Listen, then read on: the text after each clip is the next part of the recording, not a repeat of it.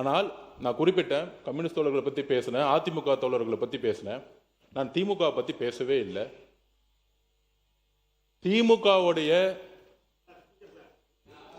எதிர்கட்சி என்ன சொல்ல இல்ல என்ன சொல்ல வர்றான்னு தெரியாம நிறுத்துங்க. என்ன திமுகவுடைய எதிர்கட்சி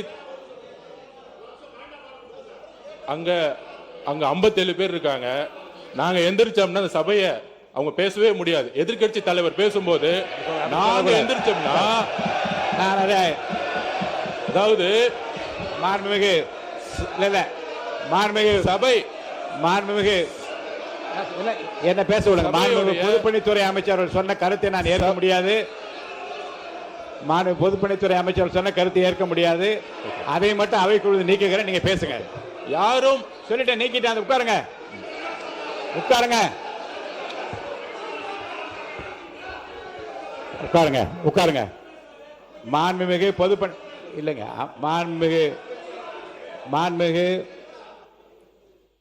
மாண்புமிகு பொதுப்பணித்துறை அமைச்சர் அவர்கள் கடைசியில் கூறிய வாசகம் மட்டும் நீக்கப்பட்டு சொல்லிவிட்டேன். நீங்க உட்காருங்க உட்காருங்க உட்காருங்க. நீங்க எனக்கு புரியல, கொலடா அவரா இல்ல நீங்களா எனக்கு தெரியல. உங்க கொலடா நிக்கிறார், நான் நிக்கிறேன். நீங்க தொடர்ந்து பேசினா என்ன அர்த்தம்? மாண்புமிகு பொதுப்பணித்துறை அமைச்சர்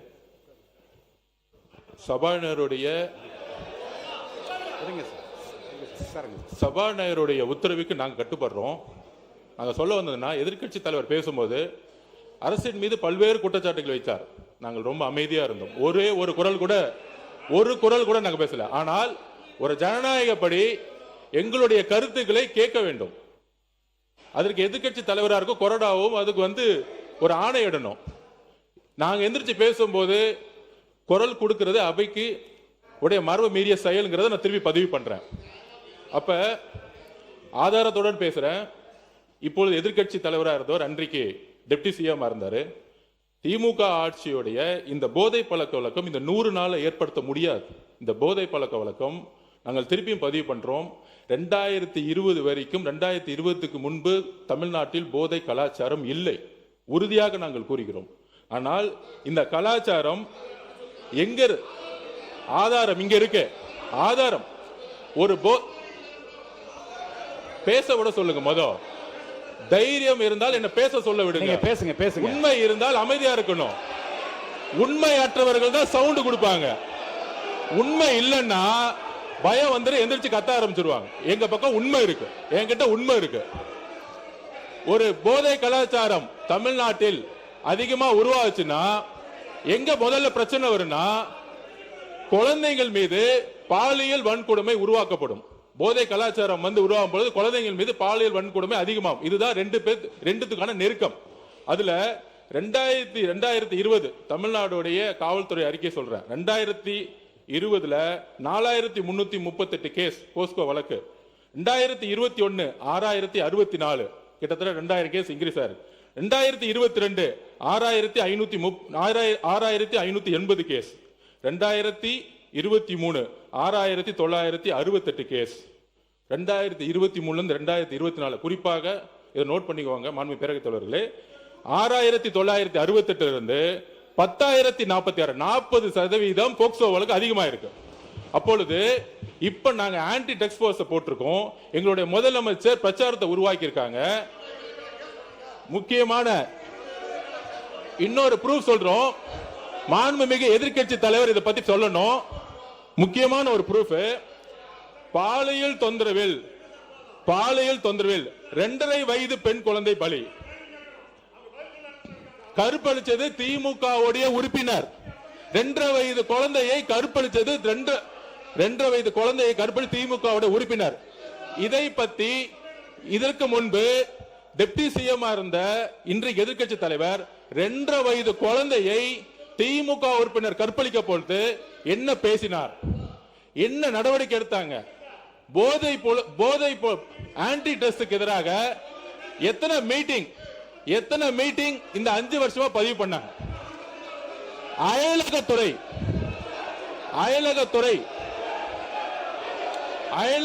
என்பது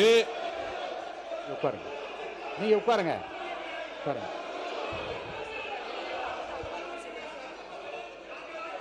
அதாவது அயலக யாராவது மாண்புமிகு அயலகத்துறை என்பது உட்காருங்க. நீங்கள் உட்கார சொல்லுங்க. மாண்புமிகு அவர் பேசி முடிக்கட்டும். மாண்புமிகு பொதுப்பணித்துறை அமைச்சர் அவர்கள் நீங்க உட்காருங்க. அண்ணா நீங்க உட்காருங்க. மாண்புமிகு பொதுப்பணித்துறை அமைச்சர் வரிசையாக வகைப்படுத்தி சில ஆதாரங்களை கொடுக்கிறார். இருங்க, நான் வாய்ப்பு தருகிறேன். அவர் பேசி முடித்ததும் உங்களுக்கு வாய்ப்பு தருகிறேன். நீங்க சொல்லுங்க, பதில் சொல்லுங்க. விவாதமே கூடாது என்றதல்ல. மாண்பு உறுப்பினர் பாருங்க, 55 விதியின் கீழ் 55 விதியின் கீழே கருத்து சொல்வதற்கு நான் அனுமதி அளித்திருக்கிறேன். அவர் கருத்து சொல்றாரு. அதுல மாறுபட்ட கருத்து இருந்தா உங்களுக்கு நான் அனுமதி தரேன். நீங்க பதில் சொல்லுங்க. உட்காருங்க. இப்ப பொதுப்பணித்துறை முடிச்சிருங்க. பொதுப்பணித்துறை அமைச்சர் முடிங்க. அடுத்து உங்களுக்கு தரப்போறேன். உட்காருங்க. நீங்க கொடுங்க. இருக்க விதிப்படி தான் நடத்துறேன். நீங்க வாங்க. நீங்க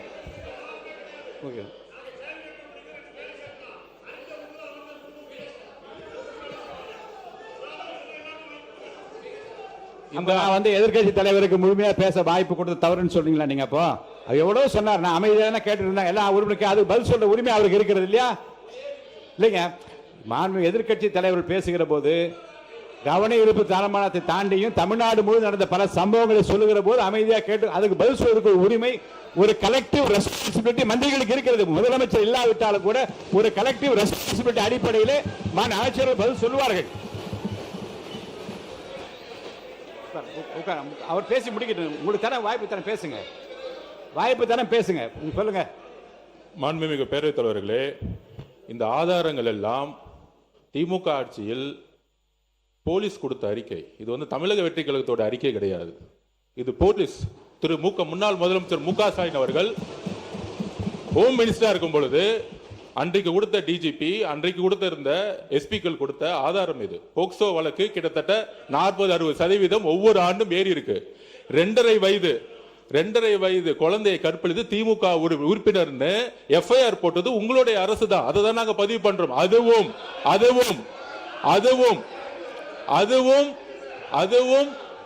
அதுவும் மக்களுடைய பிரஷருக்கு வந்த பிறகு அந்த நடவடிக்கை எடுத்தாங்க.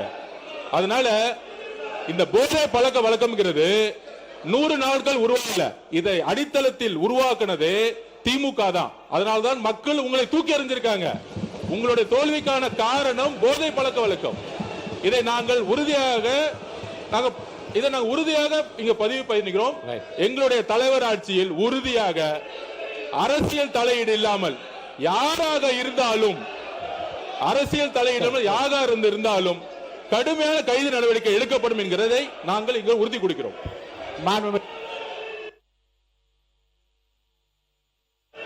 மாநிலத்துறை அமைச்சர் அவர்கள் பேசிய பிறகு மாநில எதிர்க்கட்சி தலைவர் அவர்கள் நீங்க தொடர்ந்து உங்கள் கருத்துக்கள் நீங்க பதிவு செய்யலாம்.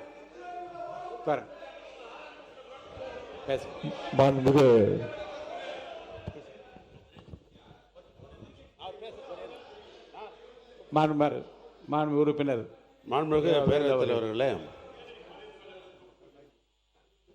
இந்த மாமன்றத்தில் நீங்கள் ஒரு மூத்த உறுப்பினராக இருந்தால் பேரவைத் தலைவராக வந்திருக்கிறது. விதிகள்லாம் உங்களுக்கெல்லாம் தெரியும். கேள்வி நேரத்திலும் சரி, கவன ஈர்ப்பு தீர்மானத்தில் குற்றச்சாட்டு சொல்லக்கூடாது என்று நீங்கள் அடித்து கொடுத்திருக்க புத்தகத்திலே இருக்கிறது. எங்களுடைய எதிர்க்கட்சியினுடைய மாண்புமிகு எதிர்க்கட்சி தலைவர் அவர்கள் ஒரு அரசினுடைய கவனத்திற்கு இந்தந்த சம்பவங்கள்லாம் நடைபெற்றிருக்கிறது கவனத்தை தான் கொண்டு வரார். இல்லைங்க, கவனத்தில் குறிப்பிட்டிருக்கிற விஷயத்தை பற்றி மட்டும்தான் பேச அனுமதியை தவிர தமிழ்நாடு முழுவதும் சம்பவங்களை வரிசைப்படுத்துகிற போது பதில் சொல்கிற உரிமை நான் உங்களுக்கு தரணுமா இல்லையா? ஒரே நிமிஷம். ஆனால் எங்கள் உடனே குற்றச்சாட்டு சொல்லக்கூடாது, விதி புஸ்தகத்தில் தான் சொல்கிறேன். அவர் ஒரு கவனத்துக்கு கொண்டு வர்றார். காவல்துறையில் நாங்கள் ஒரு கேள்வி கேட்டு அப்பொழுது அமைச்சர் அவர்கள் பதில் கூட சொல்லலாம். ஆனால் கவன ஈர்ப்பு தீர்மானத்திலோ அல்லது ஒத்திவைப்பு தீர்மானத்தில் அரசாங்கம் விளக்கம் தான் தரணும் மொழியை நான் கேட்குற கேள்விக்கு நீங்கள் சொல்கிறோம், நாங்கள் எதிர்குற்றச்சாட்டு சொல்கிறோம் அப்படி என்பது இது வரைக்கும் விதி மரபுகள் அல்ல. அதை நீங்கள் கடைபிடிக்கணும்னு நான் கேட்டுக்கொள்கிறேன். இப்போ நம்முடைய பொதுப்பணித்துறை அமைச்சர் சொன்னதற்கு எங்களுடைய எதிர்க்கட்சி தலைவர் அவர்கள் இப்பொழுது பதில் சொல்வார். மாண்பு எதிர்க்கட்சி தலைவர்கள். மாண்பு பேரவைத் தலைவர் அவர்களே, கடந்த ஒரு வார காலமாக தமிழ்நாட்டில் என்னென்ன சட்ட ஒழுங்கு பிரச்சனை, போதைப் பொருளால் எத்தனை கொலைகள் நடந்திருக்கு அப்படிங்கிறது நான் மட்டுமல்ல, இங்கே இருக்கக்கூடிய அனைத்து கட்சி தலைவர்களும் இந்த அரசனுடைய கவனத்திற்கு நாங்கள் எடுத்துகிட்டு வந்தோம். தவிர அதற்கு நீங்கள் இது வரைக்கும் எந்த அமைச்சரும் அதற்கு சரியான பதில் சொல்லவே இல்லை. ஆனால் மாறாக உங்கள் ஆட்சியில் இப்படி நடந்தது, உங்கள் ஆட்சியில் இது நடந்தது அப்படின்று குறை சொல்லி கொண்டிருக்காங்க. அது ஃபோட்டோ தான் காட்டினார், எஃப்ஐஆர் பதிவு பட்டிருக்கு அப்படின்னு சொன்னார். இதுலேருந்து என்ன தெரியுதுன்னா, எங்களுடைய ஆட்சியில் நாங்கள் நடவடிக்கை எடுத்திருக்கிறோம், நடவடிக்கை எடுக்கப்பட்டிருக்கு எங்களுடைய ஆட்சியில். நாங்கள் கேட்குறது ஏன் உங்கள் ஆட்சி நடவடிக்கை எடுக்க மாட்டேங்கிறீங்க அப்படிங்கிறத நாங்கள் கேட்குறோம். அவர் ஒரு ஃபோட்டோ காட்டுறாரு, பேசி முடிக்கட்டும். அமைச்சர் அவர்கள் ஒரு ஃபோட்டோவை காட்டினாரு. இன்னொரு வீடியோ ஒன்று இருக்குது, அது எல்லாருமே பார்த்தாங்க, ஒட்டுமொத்த இந்தியாவே பார்த்துச்சு, உலகம் முழுக்க பார்த்தாங்க.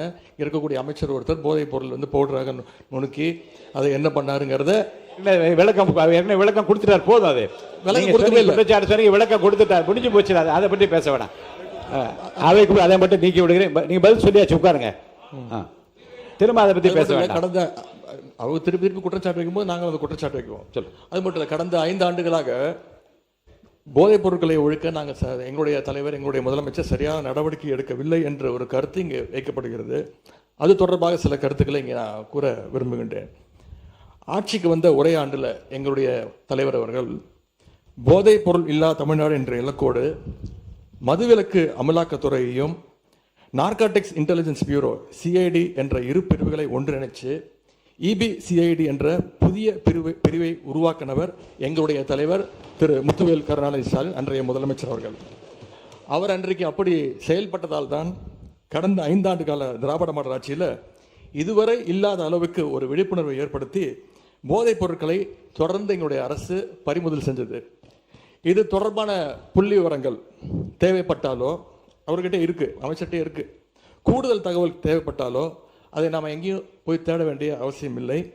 இந்த ஆட்சியில் இன்றைக்கு சென்னை மாநகர கமிஷனராக நியமிக்கப்பட்டுள்ள திரு அமல்ராஜ் ஐபிஎஸ் அவர்கள்கிட்ட இந்த அரசு கேட்டுச்சுன்னா அவரே இந்த தகவல்களை தெளிவாக எடுத்து கொடுத்துருவார்.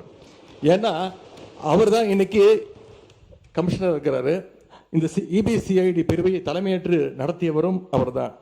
அவர்கிட்ட கேட்டால் கரெக்டாக சொல்லுவார், எத்தனை டன் கஞ்சாவை பறிமுதல் பண்ணோம், எத்தனை பேரை நாங்கள் கைது செஞ்சுருக்கிறோம், சிறப்பு புகார் எண்கள் எத்தனை அறிவித்தோம், விழிப்புணர்வு நிகழ்ச்சிகள் எல்லா டேட்டாவும் அவர்கிட்ட இருக்கு. ஒருவேளை